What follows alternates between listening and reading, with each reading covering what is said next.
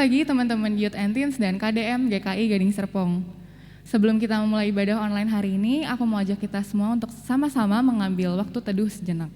Saat teduh dimulai.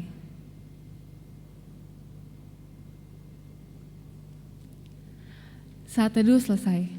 Selamat hari Minggu teman-teman semua. Semoga kondisi kita semuanya baik dan sehat ya. Tapi jika ada dari kita yang mungkin kondisinya lagi gak baik atau gak sehat, kita mau sama-sama semuanya bawa dalam doa di ibadah hari ini. Teman-teman, terlepas dari kondisi kita mau baik mau buruk, kita mau sama-sama bawa semua pergumulan kita mau bawa hidup kita hari ini di ibadah hari ini.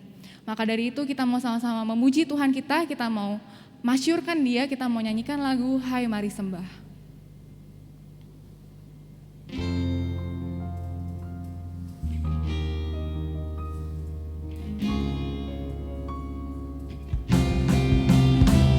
Hai mari sembah Yang Maha Besar, nyanyikan syukur dengan bergema, perisai umatnya yang Maha Esa, mulia namanya katanya megah.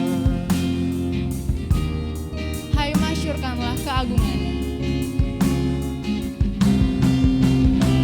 Hai masyurkanlah keagungannya, cahaya terang itu jubahnya, gemuruh suaranya di awan gelap, berjalanlah Dia di badai kencang.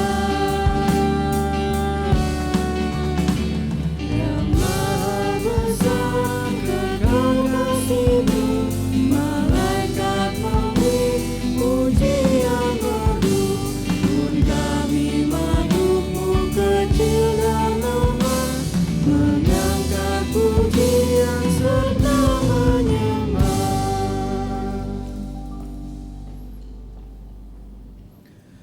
Pertolongan kita ialah dari Allah yang menjadikan langit dan bumi, yang memelihara ciptanya dengan kasih setia.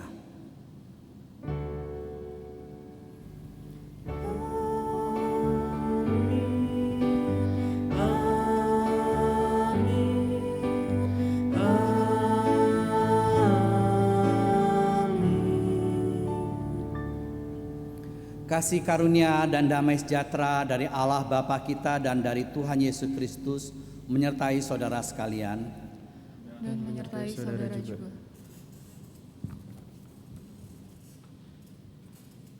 Lukas 16 ayat 10 berkata, Barang siapa setia dalam perkara-perkara kecil, ia akan setia juga dalam perkara-perkara besar. Dan barang siapa tidak benar dalam perkara-perkara kecil, ia tidak benar juga dalam perkara-perkara besar. Teman-teman, hari ini adalah Minggu Prapaskah pertama, di mana artinya beberapa minggu ke depan kita akan mengenang peristiwa-peristiwa Kristus. Nah, minggu ini kita akan sama-sama belajar caranya how to live faithfully. Mungkin dalam pandemi ini banyak ya hal-hal yang mungkin bikin kita jadi main-main, perkara-perkara kecil atau hal-hal simple.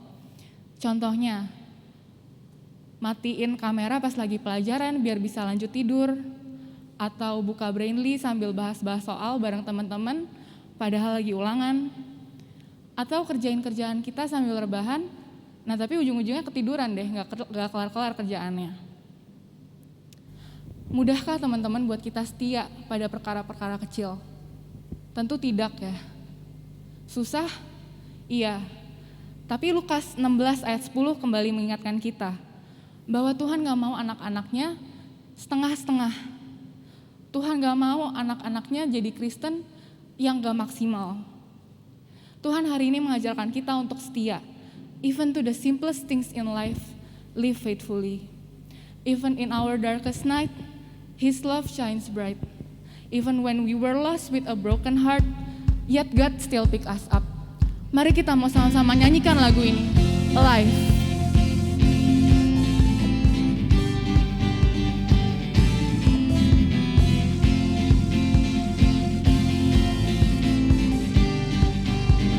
I was lost with a broken heart. You picked me up, now I'm sad.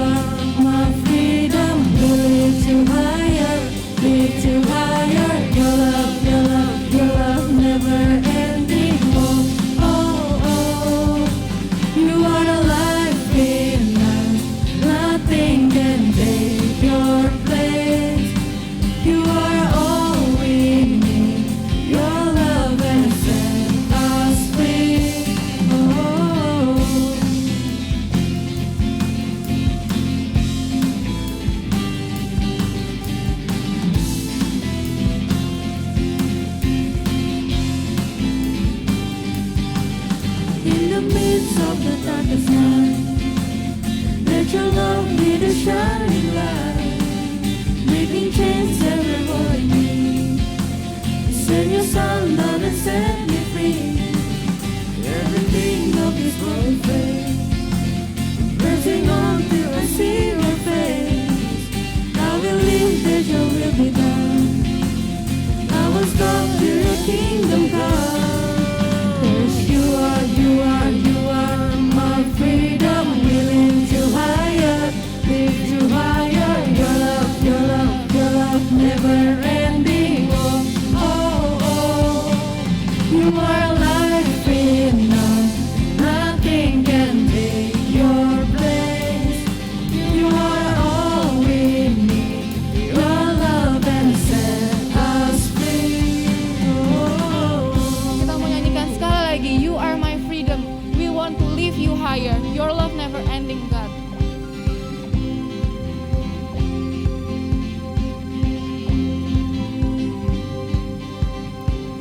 You are my freedom. We lift you higher, lift you higher. Your love, your love, your love, never ending.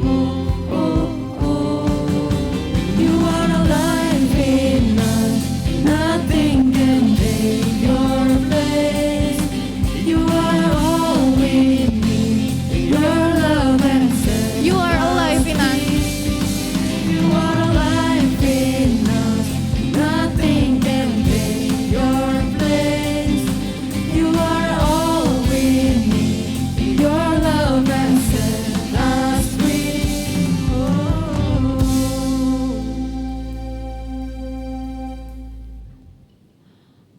Ayat pengakuan dosa hari ini diambil dari Wahyu 2 ayat 10b.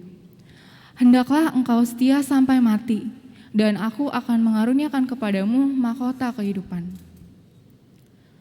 Teman-teman, lagi-lagi Tuhan menuntut kita sebagai anaknya untuk jadi Kristen yang maksimal. Tuhan minta kita untuk setia, bahkan setia sampai mati.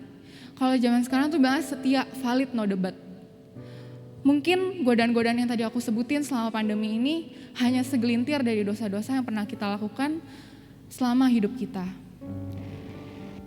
Di waktu ini kita mau sama-sama bertemu di hadapan Tuhan. Kita mau membawa kehancuran hati dan hidup kita. Kita mau mengakui semua dosa-dosa yang pernah kita lakukan. Kita mau mengambil waktu pribadi dan nanti kita akan berdoa bersama-sama.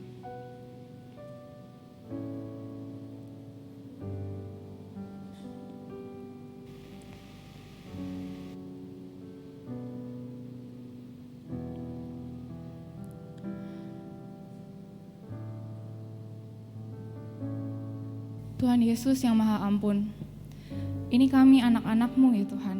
Dengan segala dosa-dosa kami, telusuri hati kami Tuhan. Kami mau membuka semua keburukan-keburukan kami. Kami gak mau lagi bersembunyi terhadap-Mu Tuhan. Kami mau melepaskan semua dosa-dosa kami ini Tuhan. Maafkan kami dan kiranya Engkau mau melayakkan kami Tuhan.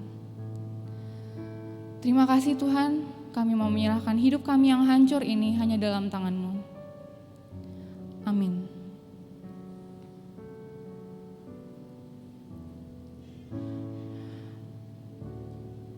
Berita anugerah hari ini terambil dari Ulangan 7 ayat 9.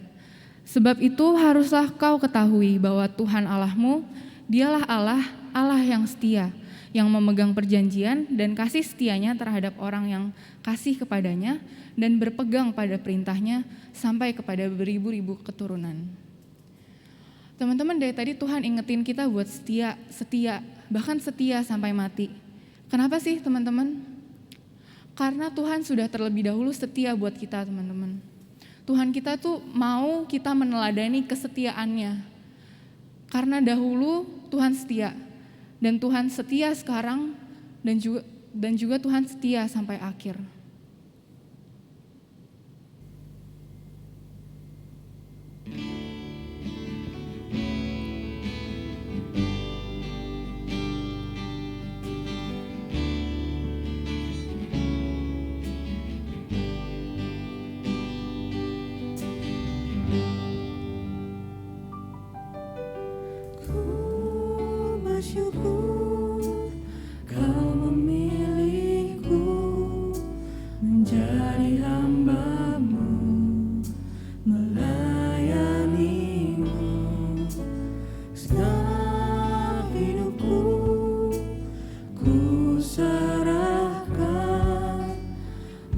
untuk kemuliaan-Mu. Ku mau setia sampai akhir, melayani seumur hidupku, sampai ku dapatkan mahkota kehidupan di dalam kerajaan-Mu.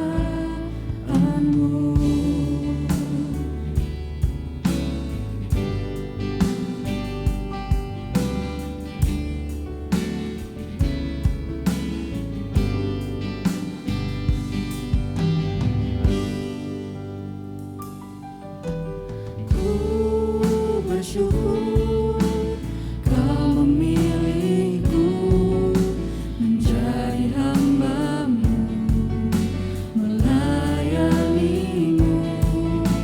Segenap hidupku ku serahkan untuk kemuliaan-Mu. Ku mau setia sampai akhir, melayani seumur hidupku, sampai ku dapatkan mahkota kehidupan di dalam kerajaan. Mau setia sampai akhir.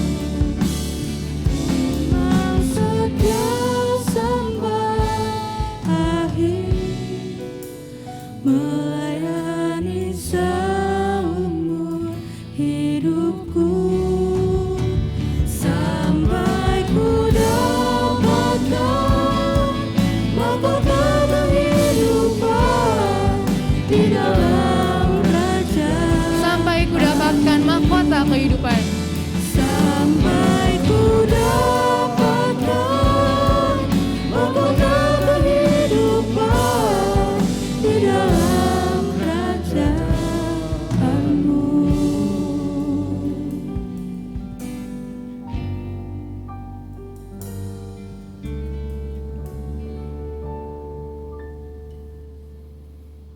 Silakan duduk.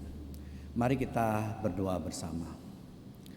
Tuhan, kami bersyukur pada hari ini kami boleh datang ke hadapan Tuhan.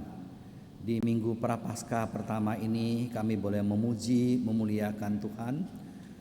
Kami boleh menyembah Tuhan, kami mau mendengarkan firman-Mu. Biarlah Tuhan sedia menerangi kami agar kami dapat mengerti firman Tuhan. Biarlah Roh Kudus sendiri yang bekerja di tengah-tengah kami, yang menguduskan, mengurapi dan memakai hamba-Mu untuk menjadi saluran berkat-Mu bagi kami semua. Dan biar Roh Kudus juga memberikan penerangan bagi kami agar kami dapat mengerti firman Tuhan untuk kami pegang dan lakukan dalam hidup kami. Karena kami tahu firman-Mu ya dan amin. Karena firman-Mu adalah pelita bagi kaki kami dan terang bagi jalan kami. Biarlah Engkau berkati setiap kami agar kami siap untuk mendengarkan firman-Mu. Dalam nama Tuhan Yesus kami berdoa. Amin. Salam sejahtera saudara-saudara semua. Marilah kita membaca firman Tuhan. Kita membaca firman Tuhan dari kitab Rut. Rut pasal yang pertama. Kitab Rut pasal pertama.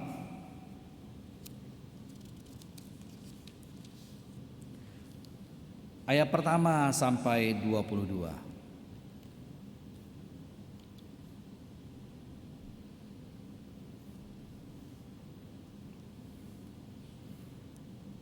Rut pasal pertama ayat pertama sampai 22. Pada zaman para hakim memerintah, ada kelaparan di tanah Israel. Lalu pergilah seorang dari Bethlehem, Yehuda, beserta istrinya dan kedua anaknya laki-laki ke daerah Moab untuk menetap di sana sebagai orang asing. Nama orang itu ialah Elimelek, nama istrinya Naomi, dan kedua anaknya Mahlon dan Kilion, semuanya orang-orang Efrata dari Bethlehem, Yehuda. Dan setelah sampai di daerah Moab, diamlah mereka di sana. Kemudian matilah Elimelek, suami Naomi, sehingga perempuan itu tertinggal dengan kedua anaknya. Keduanya mengambil perempuan Moab, yang pertama bernama Orpa, yang kedua bernama Rut, dan mereka diam di situ kira-kira 10 tahun lamanya.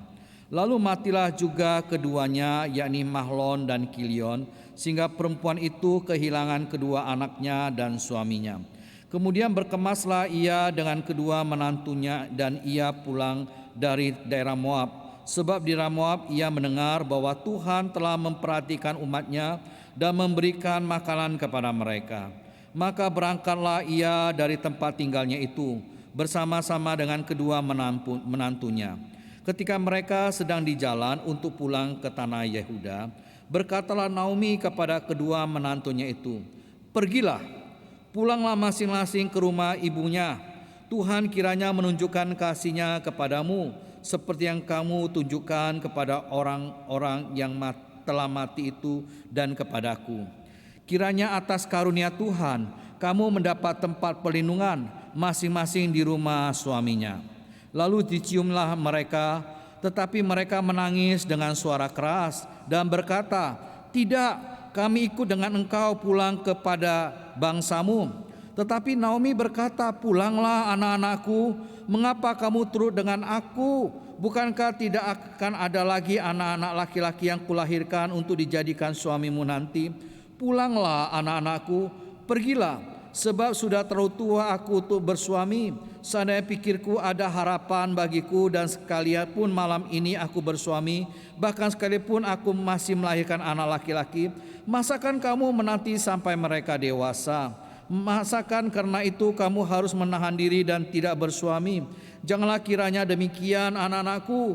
Bukankah jauh lebih pahit yang aku alami daripada kamu, sebab tangan Tuhan teracung terhadap aku." Menangislah pula mereka dengan suara keras. Lalu Orpa mencium mertuanya itu minta diri, tetapi Rut tetap berpaut padanya.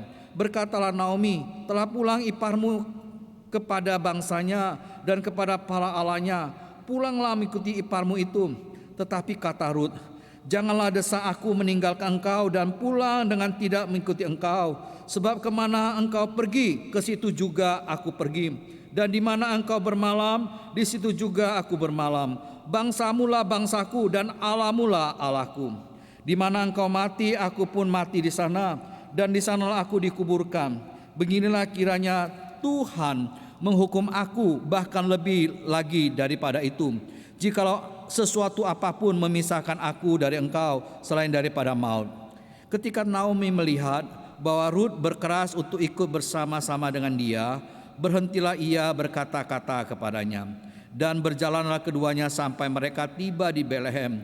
Ketika mereka masuk ke Betlehem, gemparlah seluruh kota itu karena mereka. Dan perempuan-perempuan berkata, "Naomi kah itu?" Tetapi ia berkata kepada mereka, "Jangan sebutkan aku Naomi, sebutkanlah aku Mara, sebab Yang Maha Kuasa telah melakukan banyak yang pahit kepadaku.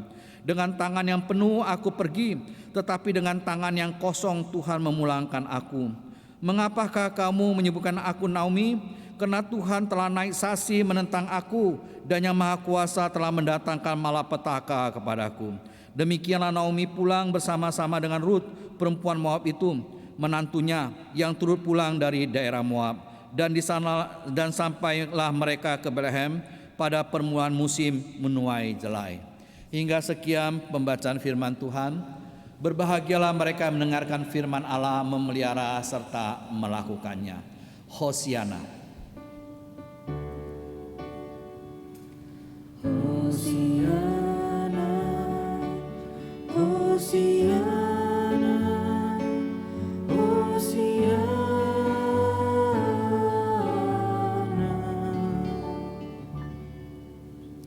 Saudara, Tuhan menghendaki agar kita hidup setia.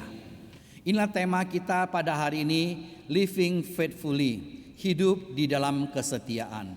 Biarlah Tuhan pimpin kita agar kita tetap setia, sama seperti Tuhan Allah kita adalah Tuhan yang setia.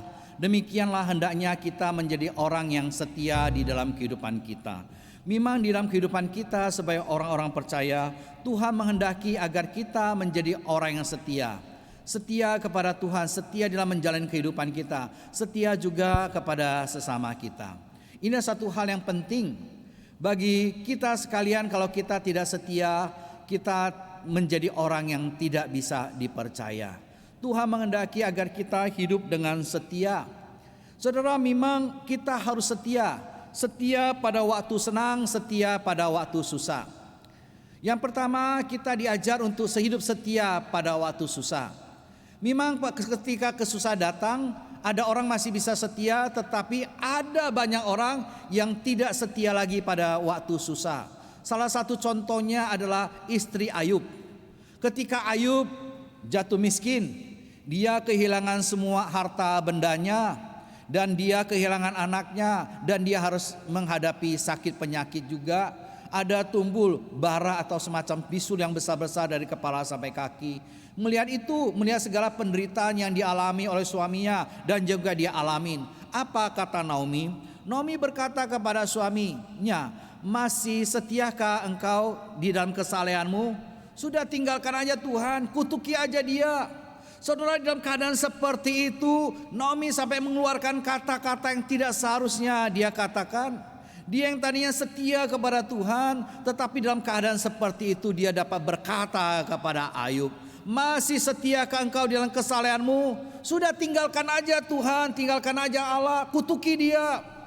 Tapi dalam keadaan seperti itu, Ayub masih tetap setia kepada Allah. Dia berkata kepada istrinya dengan sebuah teguran dan juga satu nasihat kepada istrinya.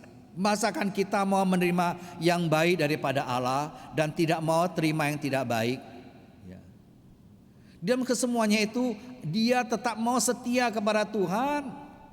Dia tidak mau meninggalkan Tuhan. Dia mau tetap setia dalam imannya. Dia tetap mau setia dalam menjalani kehidupannya. Saudara, hidup susah memang bisa kita lalui dengan tetap setia.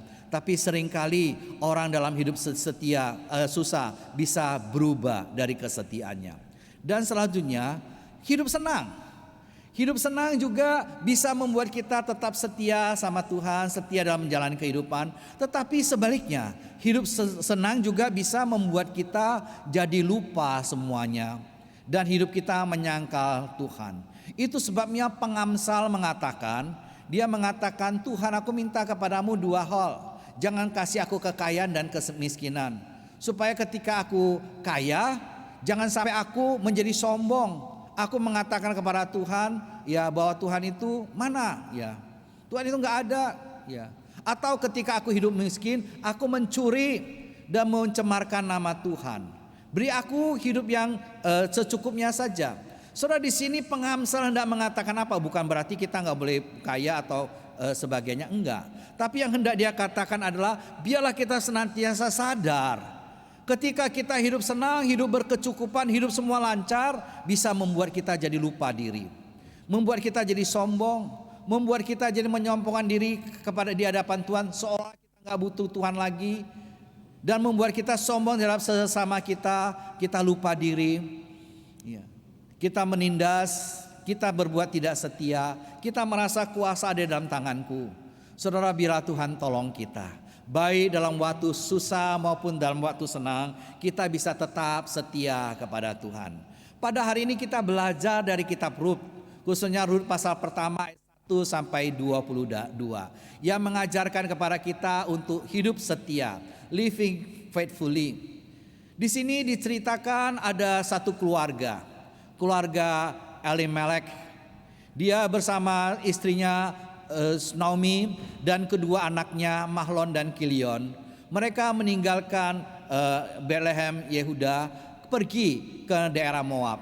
Kenapa mereka pergi? Karena memang daerahnya pada saat itu sedang terjadi bencana kelaparan, sehingga dia beserta istri dan kedua anaknya pergi ke negara lain, negara tetangga, yaitu ke Moab, untuk bisa berjuang hidup di sana. Memang ketika kita membaca nama Elimelek, ini berasal dari dua kata El, Allah, Melek atau raja, ya. Elimelek adalah Allah adalah raja, ya. Di dalam namanya ini seharusnya dia menerajakan Tuhan dalam kehidupannya. Tetapi di dalam kehidupannya ketika menghadapi kesusahan, dia lupa. Ya, dia pergi ke negeri asing pada saat itu bersama dengan anak dan istrinya. Dan Naomi, nama Naomi sebenarnya sangat bagus sekali. Naomi artinya kesenangan. Memang selama ini mungkin dia hidup senang, hidup dengan sukacita, hidup baik, ya. Dan memang relasi mereka cukup baik satu dengan yang lain, ya. Dan tetapi kedua anaknya, kalau kita melihat dari namanya Mahlon dan Kilion, kelihatannya anaknya ini bukanlah orang yang kuat, ya. Karena Mahlon artinya sakit-sakitan dan Kilion itu artinya lemah, saudara, ya. Jadi mereka bersama dengan dua anaknya ini yang mungkin kehidupan mereka itu tidak seperti anak lain, agak lemah. Mereka bawa ke daerah Moab, ya. Mereka tinggal di sana. Dan Alkitab mengatakan kepada kita, setelah mereka sampai di Moab, mereka tinggal di sana. Dan tidak berapa lama suami Naomi yaitu Elimelek meninggal dunia. Dia mati dan dikuburkan di dalam daerah Moab. Tinggallah Naomi bersama dengan kedua anaknya. Dia yang harus membesarkan anaknya, dia harus bekerja, dia harus membesarkan anaknya dalam kehidupan yang susah pada saat itu. Dan akhirnya Naomi mengambil istri bagi anaknya, dua perempuan Moab, bagi anaknya Mahlon dan Kilion. Dia mengambil seorang yang bernama Orpa dan seorang bernama Ruth, ya. Kedua menantu inilah yang menjadi menantu daripada Naomi, ya. Mahlon memiliki istri Ruth yang namanya berarti belas kasihan, dan Kilion mendapat istri Orpa yang artinya sisi belakang daripada leher, ya. Mereka menikah dan menjalani kehidupan. Tapi setelah 10 tahun, Alkitab nggak menjelaskan sudah berapa lama anak itu tinggal di sana baru menikah. Tetapi dijelaskan bahwa setelah 10 tahun mereka tinggal di daerah Moab. Akhirnya kedua anak dari Naomi ini juga meninggal dunia. Mahlon meninggal dunia, Kilion meninggal dunia. Tinggallah ketiga perempuan janda ini, yaitu Naomi, Ruth dan juga Orpa, ya. Ketiga orang inilah yang harus berjuang untuk kehidupannya. Dalam keadaan seperti itu, Naomi ingat bahwa segala hal yang Tuhan telah kerjakan di dalam hidupnya. Tetapi dalam saat seperti itu dia juga mengalami satu kesedihan luar biasa. Sebab sekarang semuanya sudah hilang. Banyak kehilangan yang dialami oleh Naomi dalam kehidupan dia selama di Moab. Apakah kehilangan yang dialami oleh Naomi? Dia kehilangan suami. Dia memiliki seorang suami yang mengasihi dia yang bernama Elimelek. Tetapi begitu mereka sampai di daerah Moab, gak lama suaminya sudah pergi meninggalkan dia, meninggalkan dunia ini. Kemudian juga dia harus kehilangan kedua anaknya, kedua anak lelaki yang dia sayangi, Mahlon dan Kilion. Dia harus kehilangan kedua anaknya itu. Bukan hanya demikian, Naomi juga kehilangan rasa amannya. Sebagaimana dia katakan, ya, dia merasa Tuhan menentangnya. Tuhan yang menantangkan malapetaka kepada dia. Kalau tadinya dia hidup dekat dengan Allah, merasa tangan Tuhan terus menyertai dia, tetapi di dalam perkataannya dia merasa Tuhan menentang dia, tangan Tuhan yang mendatangkan malapetaka terhadap dirinya. Dia juga sudah kehilangan nama baik. Dari kehidupan yang serba baik tadinya, sekarang serba susah. Dia mengalami kesusahan demi kesusahan, sehingga dia mengatakan, jangan panggil aku lagi Naomi, jangan panggil lagi aku kesenangan. Dia tidak lagi layak dengan nama itu. Bahkan dia mengatakan, panggil aku Mara, yang artinya pahit. Dia sudah tidak memiliki kesenangan lagi, yang adalah derita, yang adalah kepahitan dalam kehidupan dia. Bahkan dia juga sudah kehilangan kedekatannya pada Allah.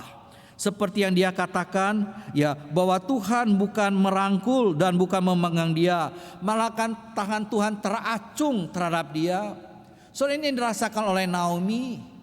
Di dalam kehidupan kita bisa mengalami saat-saat seperti ini. Ketika mengalami kesusahan demi kesusahan, kita bisa mengalami keterpurukan. Bukan hanya secara ekonomi, bukan hanya secara sosial, tetapi juga mungkin secara spiritual. Ini bisa dialami oleh siapa saja. Bukan hanya orang-orang biasa, tetapi seorang pelayan Tuhan, seorang hamba Tuhan juga bisa mengalami seperti ini. Oleh karena itu kita harus senantiasa hati-hati ketika kita membaca Mazmur 73. Di sana ada seorang pelayan di Bait Allah yang bernama Asaf, yang setiap hari Minggu, setiap hari Sabat dia ikut ambil bagian dalam pelayanan. Dia yang sering menyanyi memuji Tuhan. Ketika dia melihat hidupnya susah, penuh dengan penderitaan, dan dia melihat orang-orang fasik kok hidupnya senang, serba enak, usahanya jalan lancar, anaknya sehat walafiat, gemuk-gemuk. Pada saat itu dia hampir tergelincir. Dia merasa kok hidup saya susah, orang yang fasik kok hidupnya senang. Dia hampir tergelincir karena dia cemburu kepada orang fasik. Tapi dalam masa susah itu dia tetap memaksakan diri datang ke Bait Allah. Di sanalah dia melihat kemuliaan Allah. Di sanalah Allah mencerihkan mata rohaninya. Orang-orang fasik yang kelihatannya hidup senang, tapi sesungguhnya mereka sedang berjalan di dalam jalan yang licin, yang menuju kepada kebinasaan. Kendati hidupnya susah, tetapi ada tangan Tuhan yang menopang. Disitulah dia yang tadinya sudah mengalami antiklimak dalam kehidupan spiritualnya dibangkitkan kembali. Dia kembali melihat kasih Tuhan yang begitu luar, yang biasa, yang senantiasa memberkati dia. Tangan Tuhan yang begitu setia yang terus menopang dia. Kendati dalam hidup dia ada masa senang dan ada masa susah, tapi Tuhan tidak pernah meninggalkan dia. Tuhan terus menopang tangannya. Dalam keadaan seperti itulah dia bangkit kembali. Dan dia mengatakan bahwa dia senang tinggal dekat Tuhan. Dan dia mau melayani Tuhan dan memberitakan namanya selamanya. Suatu hal yang luar biasa. Saudara, dalam tahun-tahun kehilangan Naomi itu, dia mengalami keterpurukan. Keterpurukan bukan hanya secara ekonomi, sosial, tetapi juga secara spiritual. Memang hidup Naomi itu sangat pahit sekali. Ini nyata dari apa yang dikatakan oleh Alkitab. Di dalam Rut pasal yang pertama ayat yang ke-13, di sana kita dapat membaca suatu pernyataan.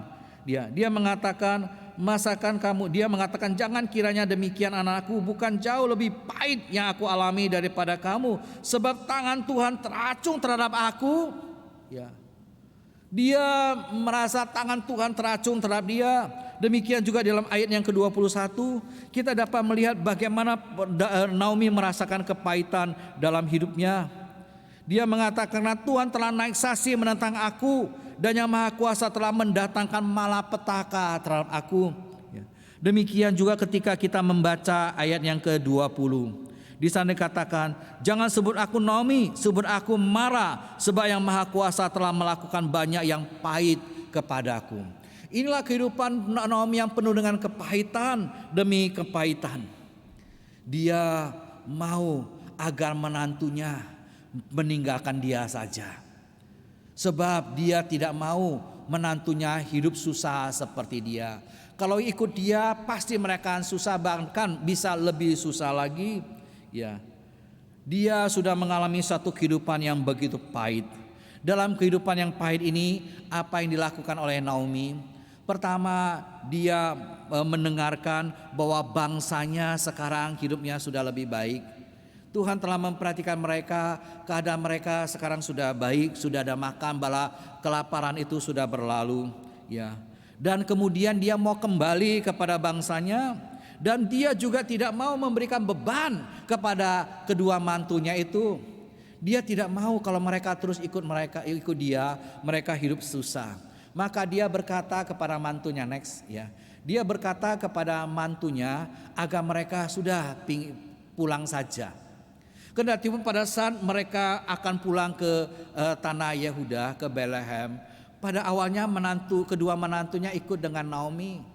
Tetapi dalam perjalanan Naomi berkata kepada dua mantunya, sudah jangan ikut aku. Kalau ikut aku kamu akan susah. Aku gak akan punya anak lagi. Kalau ikut aku kamu pasti akan susah. Udah pulang saja. Mereka tetap gak mau. Ya, kedua-duanya tetap berpaut. Jangan, kami mau tetap ikut dengan engkau. Di sini kita dapat melihat hubungan mantu dan mertua ini sangat baik sekali, sangat erat sekali.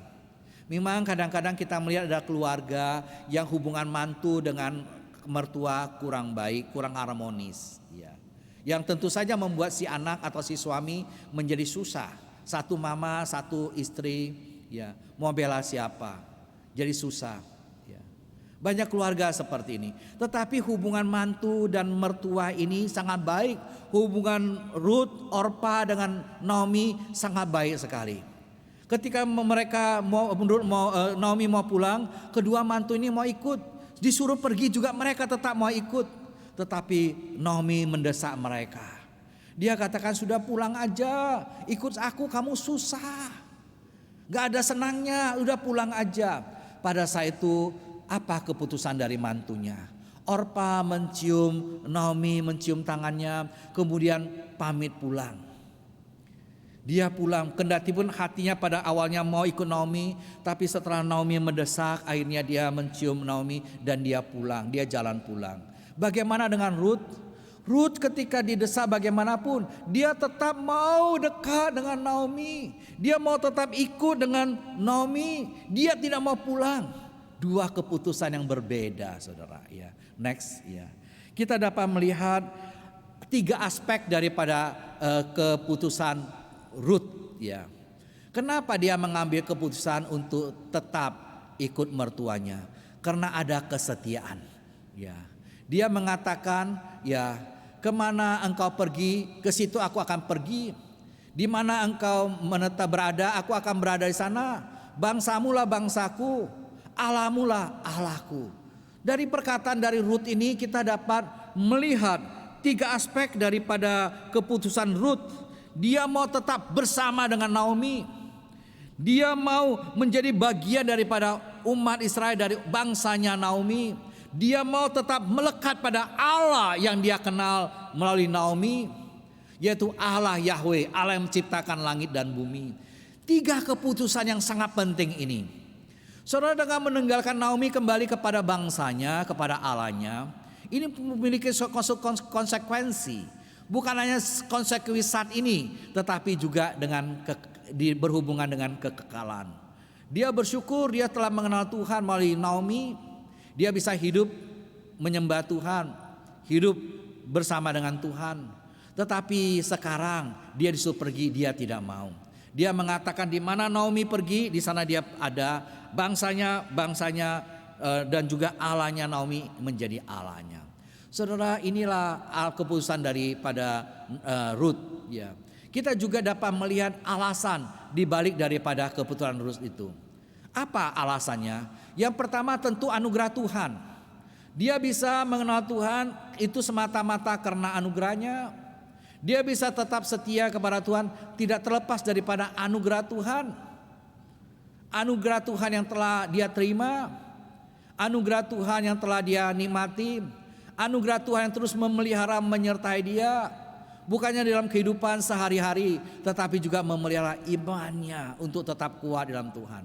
Saudara, tidak terlepas daripada anugerah Tuhan. Dan juga keputusan Ruth ini kenapa? Karena kesaksian hidup daripada Naomi, mertuanya, seorang umat Allah. Dia yang terlalu baik kepada menantunya, dia yang selalu baik kepada orang-orang yang lain. Kendati hidup susah, penuh dengan kepahitan, tetapi Naomi tetap dapat menunjukkan suatu kesaksian yang baik, sehingga kedua mantunya begitu baik sama dia. Dan ini juga benar-benar menjadi satu kesaksian. Dan ini dilihat oleh Ruth. Ya. Naomi yang memiliki kesaksian baik, yang sayang sama dia dan juga dia sayangin. Naomi yang tetap setia sama mereka, tidak mau mereka susah. Kalau susah biar saya sendiri, kalian pulang aja. Dia dapat melihat hati Naomi yang begitu sayang kepada mantu-mantunya, tetapi dia juga sayang kepada Naomi. Naomi yang begitu baik, dia tetap setia. Kalau dia tinggalkan Naomi, siapa lagi yang merawat dia? Dia sudah tua. Ada kesetiaan daripada Ruth kepada mertuanya ini, yaitu Naomi. Dia mau tetap setia mendampingi dia, melayani dia. Ya, ada cinta kasih pada Naomi, dan juga ada cinta kasih kepada Allahnya Naomi. Dia tidak mau meninggalkan Naomi. Lebih daripada itu, dia tidak mau meninggalkan Allah. Ini adalah satu hal yang sangat penting sekali. Seringkali dalam kehidupan kita lupa akan hal ini. Banyak anak-anak muda ketika hidup senang, dia lupa Tuhan. Ketika hidup susah, dia lupa Tuhan. Biarlah Tuhan tolong kita baik hidup senang maupun hidup susah, kita tetap setia ikut Tuhan. Di dalam kehidupan kita juga ketika kita menghadapi kehidupan yang penuh dengan tantangan, seringkali kita jatuh. Banyak anak-anak muda jatuh karena apa? Karena 3 hal, ya, tata, harta, dan wanita. Ya, karena kedudukan. Ada iming-iming kedudukan. Kalau kamu meninggalkan kepercayaanmu, kamu lebih gampang naik jabatan, karirmu semakin baik. Ini menjadi godaan. Ya. Begitu juga dengan harta. Ada yang diiming-iming dengan uang, dengan kekayaan untuk meninggalkan Tuhan. Kalau kamu tinggalkan Tuhan, kamu akan diberi ini itu. Atau wanita. Ya. Karena pasangan hidup, karena pacar, akhirnya meninggalkan Tuhan. Saya kenal dengan satu orang. Saya kenal dia ketika dia sudah tua, sudah pensiun. Ya, saya melayani di satu tempat, ada beberapa anak muda yang ikut di dalam gereja saya, ikut arti pelayanan. Jadi memang karena saya waktu itu melayani sebuah pos, ya, waktu itu ketika saya ikut pelayanan, memang tidak banyak ya jemaatnya, sehingga saya bisa perhatikan satu persatu, sering melawat dari satu tempat ke tempat lain. Seringkali ke jemaat yang saya kunjungi beberapa waktu kemudian datang lagi ke sana, ya. Ada sekelompok pemuda yang tinggal di kos, ya. Ada sekitar 6-7 orang yang tinggal di kos yang sama. Saya sering datang ke sana. Setiap kali saya datang ada seorang bapak yang sering juga di situ saya temuin. Awalnya kami nggak bicara karena nggak saling kenal, ya. Lama-lama karena udah sering mulai ngobrol, ya. Lama-lama kami bisa bincang-bincang. Dari sanalah saya baru tahu bahwa tadinya dia adalah orang Kristen, ya. Bahkan dia aktif di gereja waktu muda melayani. Tetapi kemudian dia mulai bekerja. Dia bekerja di suatu perusahaan pemerintah perpajakan, ya. Di sanalah dia mulai jauh daripada Tuhan. Bahkan karena lingkungan, karena ada suatu konsep pikiran kalau orang Kristen susah naik jabatan. Tetapi kalau dia dengan kepercayaan lain, dia lebih gampang naik jabatan. Akhirnya dia mulai meninggalkan Tuhan, ya. Dia dan keluarganya meninggalkan Tuhan, ya. Dan memang hidupnya pada satu saat enak. Tetapi waktu saya kenal dia sudah pensiun berapa lama, ya semuanya sudah habis, saudara, ya. Tapi bersyukurlah dalam keadaan seperti itu, akhirnya dia bisa berkesempatan untuk kembali kenal Tuhan, kembali berkepada Tuhan. Tapi membawa keluarganya, dia katakan susah. Dia sangat menyesal. Tapi menyesal biasanya datang belakangan, ya.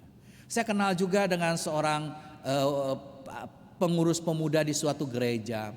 Tadinya dia adalah pengurus gereja dan guru sekolah minggu di gereja di mana saya melayani. Dia pacaran dengan seorang laki-laki ganteng, ya, seringkali mengantar dia ke gereja dengan motor dia, ya, yang cukup keren, ya. Saya berkata kepada wanita itu, saya katakan, itu siapa pacarmu? Dia katakan bukan, cuman temen, ya. Ayo ajak ke gereja. Oh, dia bukan Kristen, Pak. Ya, hati-hati loh. Iya, Pak, saya bisa jaga diri, ya kan. Akhirnya dia berteman dan akhirnya pacaran dengan orang itu. Satu waktu saya nggak melihat dia datang lagi, ya. Pemuda nggak, sekolah minggu juga udah berapa hari minggu nggak datang. Akhirnya kami melawat ke tempat kosnya. Ternyata dia sudah nggak kos di tempat itu. Ya, kami coba cari, ya nggak tahu mau cari di mana. Kita nggak dapat nomor kontaknya, nggak tahu dia di mana. Dan akhirnya kami mendapatkannya. Kami coba bincang sama dia. Ternyata dia benar-benar sudah hidup dalam keadaan yang tidak tahu hendak berbuat apa lagi. Kenapa? Kalau tadi dia mengatakan dia kuat, dia nggak akan meninggalkan Tuhan, dia nggak akan berbuat hal yang Tuhan nggak berkenan. Tapi pada saat itu kami ketahui dia sudah dalam keadaan hamil. Kami coba menguatkan dia, menghibur dia, ya. Tapi kami tidak tahu harus berbuat apa, ya. Tapi setelah itu dia pulang ke daerahnya, ke rumah orang tuanya. Dan akhirnya kami mendapat kabar dia menikah dengan cara agama lain, dan dia akhirnya meninggalkan imannya. Sayang sekali, bukan? Saudara kekasih, kadang-kadang kita bisa kehilangan kesetiaan karena faktor-faktor lain. Ya, mungkin karena kedudukan, mungkin karena uang, mungkin karena pasangan hidup atau lawan jenis. Oleh karena itu biarlah Tuhan ajar kita agar kita tetap hati-hati, agar kita tetap setia. Ketika kita mengatakan kita kuat di sana kita lemah. Di mana kita merasa kita nggak akan jatuh, kemungkinan besar kita akan jatuh. Ketika saya mulai melayani di suatu tempat, di situ saya mengenal seorang pendeta, ya dari Manado, ya pendeta melayani di satu gereja, ya sama saya cukup dekat, marganya Sondak. Ya saya ngomong-ngomong sama dia, dan dia bercerita tentang salah seorang sepupunya yang pernah menjadi salah satu orang yang suka memuji Tuhan di gereja, pernah juga menjadi orang terkenal. Akhirnya jatuh, kenapa? Karena laki-laki, karena kedudukan, karena uang. Ya. Karena semua itu dia tinggalkan Tuhan. Dia pikir bisa hidup senang bersama dengan Tuhan. Tetapi akhirnya apa yang terjadi? Dia mengatakan kesenangannya dia nikmati hanya sementara. Dalam waktu yang masih muda, suaminya telah meninggal dunia, meninggalkan dia bersama anaknya. Karena kasus politik dia harus masuk penjara. Dia katakan kasihan sekali. Saudara kasih, mereka terus mendoakan agar sepupunya ini bisa kembali kepada Tuhan. Saudara kasih, dalam kehidupan kita penting kesetiaan. Kesusahan bisa membuat kita meninggalkan Tuhan, tetapi juga kesenangan juga serupa. Kesetiaan kita terhadap seorang juga diuji, baik dalam waktu senang maupun untuk waktu susah. Tapi bila Tuhan tolong kita agar kita dapat tetap setia, baik senang maupun susah. Kesetiaan itu menyangkut dua aspek. Sama seperti salib Kristus, ada dua aspek. Aspek vertikal dan juga aspek horizontal. Biarlah kita mohon Tuhan tolong kita bisa living faithfully secara vertikal. Kesetiaan kita kepada Tuhan, di mana kita dapat tetap setia kepada Allah yang kita kenal dan kita percaya. Begitu juga kita dapat setia secara horizontal, setia kepada sesama kita.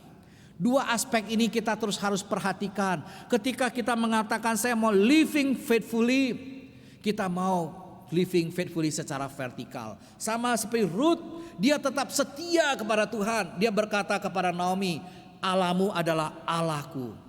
Dia tidak mau meninggalkan Tuhan, dia tetap ikut Tuhan. Dia juga tetap setia secara horizontal kepada Naomi. Dan akhirnya Tuhan berkati dia.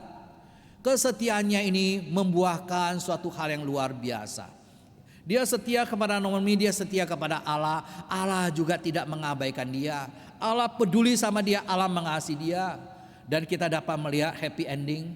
Dia mendapatkan seorang suami yang baik, ya, di tanah asal Naomi, masih kerabat Naomi yang bernama Boaz.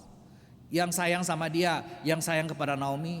Bahkan dari suaminya ini akhirnya mereka melahirkan anak, melahirkan keturunan. Dan dari keturunan Ruth inilah lahir Sang Mesias, yaitu Tuhan Yesus Kristus. Jadi dari sisilah Tuhan Yesus Kristus, memang ada beberapa wanita yang bukan orang Yahudi, ya, termasuk Ruth yang menjadi salah seorang yang Tuhan pakai, ya, melahirkan Sang Mesias. Suatu hal yang luar biasa.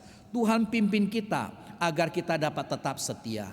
Setia kepada Tuhan. Kita percaya kepada Tuhan dan mempercayakan hidup kita kepada Tuhan. Kita mau tetap tinggal di dalam Dia. Yang artinya kita mau berakar di dalam Dia, dibangun di atas Dia, tambah teguh dalam iman diajarkan kepada kita, dan melimpah dengan syukur. Kita mau tetap tinggal di dalam Tuhan, dan Tuhan firman-Nya tinggal dalam kita, sehingga kita dapat berbuat banyak. Demikian juga kita mau setia kepada sesama kita. Kita mau setia, ya, dengan kita mau setia bersekutu dengan saudara-saudara kita seiman. Kita juga mau melayani dan bersaksi bagi saudara-saudara kita yang lain. Kita mohon Tuhan tolong kita. Next, ya. Jadi kesetiaan ini memang menyangkut dua aspek. Aspek ke atas, kita mau setia kepada Tuhan. Memang itu hanya bisa terjadi kalau kita senantiasa bersekutu dengan Tuhan. Mulai doa kita, ibadah kita, dan juga persekutuan kita dengan Tuhan. Dengan kita mau membaca dan senantiasa merenungkan firman Tuhan. Jadi dalam kesetiaan kepada Tuhan harus kita tetap jaga dua aspek, ya. Dalam komunikasi kita kepada Tuhan. Komunikasi saya dengan Tuhan, Tuhan dengan saya berdoa, saya beribadah kepada Tuhan, dan saya dengarkan firman Tuhan. Juga kesetiaan saya kepada saudara-saudara selain, melalui persekutuan, melalui kesaksian saya. Biarlah Tuhan tolong kita sekalian agar kita tetap dapat living faithfully. faithful to God require you obedient even with it's difficult. Kita mau tetap setia kepada Tuhan. Memang kesetiaan kepada Tuhan itu menuntut ketaatan.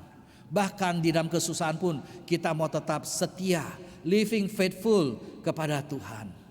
Tuhan berkati saudara-saudara semua. Amin. Mari kita datang ke hadapan Tuhan, kita ambil waktu teduh sejenak.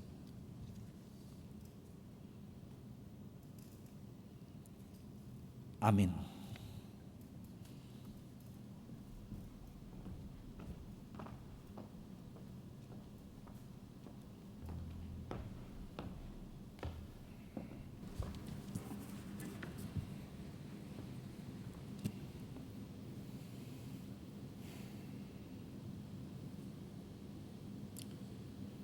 Jemaat muda yang dikasihi Tuhan, mari kita semua bangkit berdiri bersama dengan gereja Tuhan di segala abad dan tempat.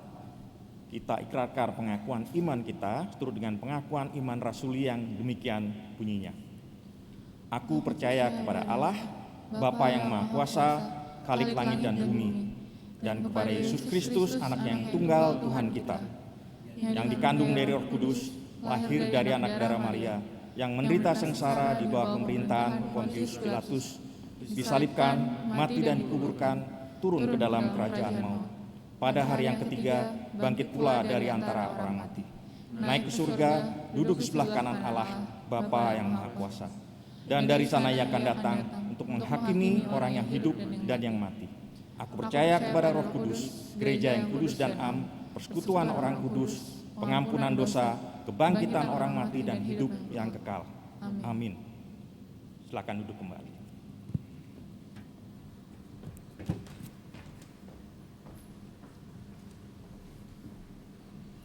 Mari kita naikkan doa syafaat.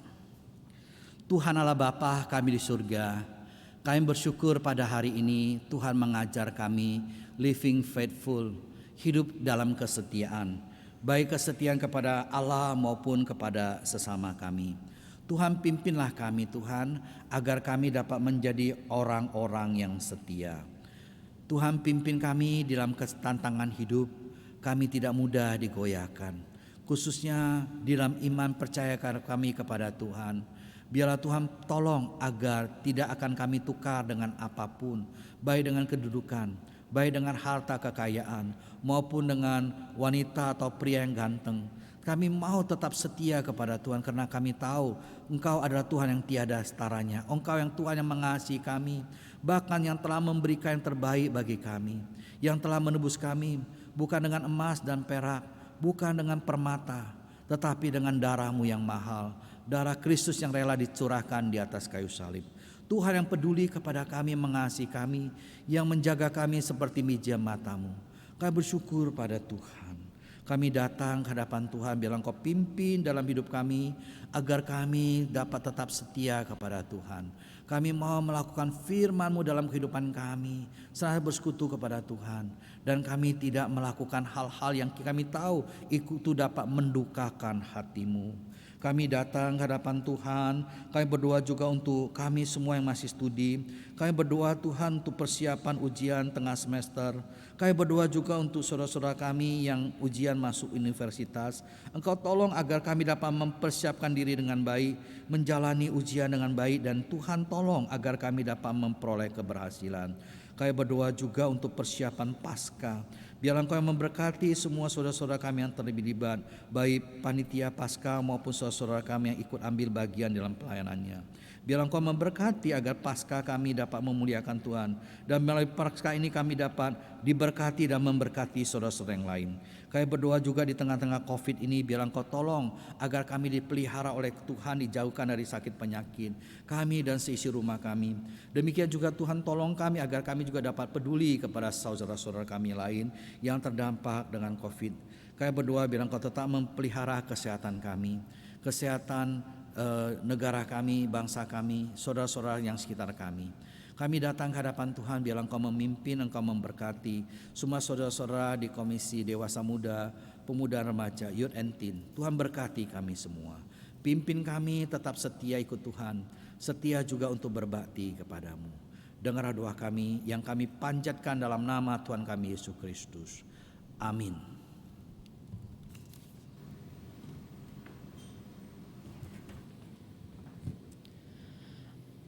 Ayat persembahan diambil dari 1 Tawarik 29 ayat 14. Sebab siapakah aku ini dan siapakah bangsaku, sehingga kami mampu memberikan persembahan sukarela seperti ini. Sebab daripadamulah segala-galanya dan dari tanganmu sendirilah persembahan yang kami berikan kepadamu. Mari teman-teman kita memberikan persembahan kita yang terbaik melalui info yang tertera di layar, sambil kita mengangkat pujian Ikut di Kau Saja Tuhan.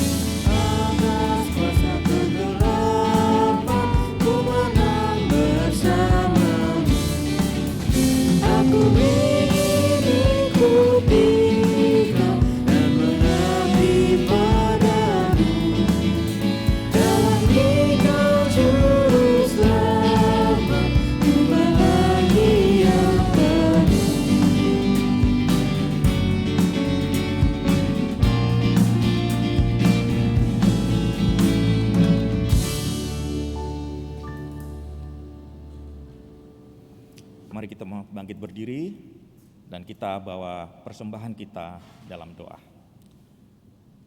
Tuhan, terima kasih kalau hari ini kembali kasih-Mu Kau nyatakan pada kami. Terima kasih untuk kesetiaan-Mu Tuhan yang tetap memelihara kami, memelihara keluarga kami, papa mama, demikian juga pekerjaan kami semua. Biarlah berkat yang boleh kami bawa pada hari ini yang semua berasal dari Tuhan, Engkau boleh kuduskan Tuhan, Engkau boleh pakai untuk menjangkau jemaat-Mu, anak-anak muda-Mu mengenal Tuhan dan boleh belajar setia. Terima kasih Bapa, kami bawa persembahan kami di dalam nama Putra-Mu yang tunggal Tuhan kami Yesus Kristus. Amin.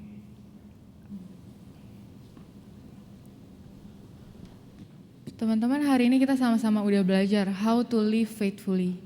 Mari kita mau sama-sama sekali lagi ikrarkan iman kita yang enggak setengah-setengah, bahwa kita mau decided to follow Jesus.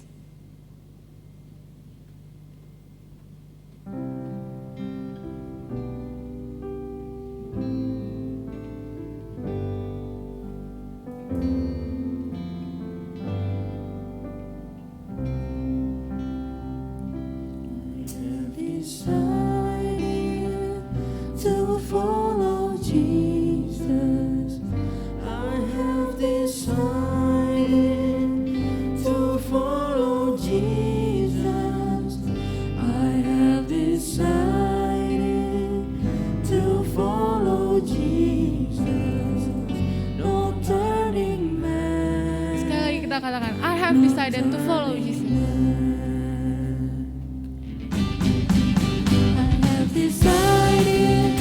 Follow Jesus. I have decided to follow Jesus. I have decided to follow Jesus. No turning back, no turning back. No longer with me, I still will follow. No longer with me,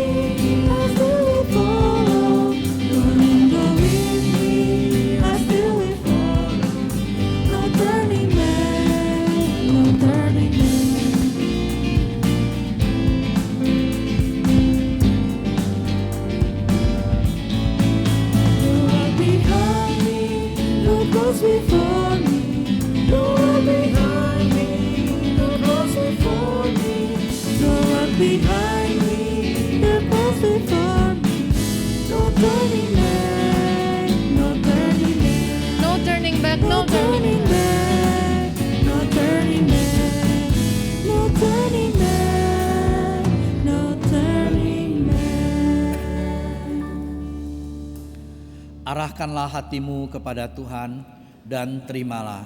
Arahkanlah hatimu kepada Tuhan. Kami mengarahkan hati kami kepada Tuhan. Jadilah saksi Kristus. Syukur kepada Allah, Terpujilah Tuhan. kini dan selamanya. Terimalah berkat Tuhan.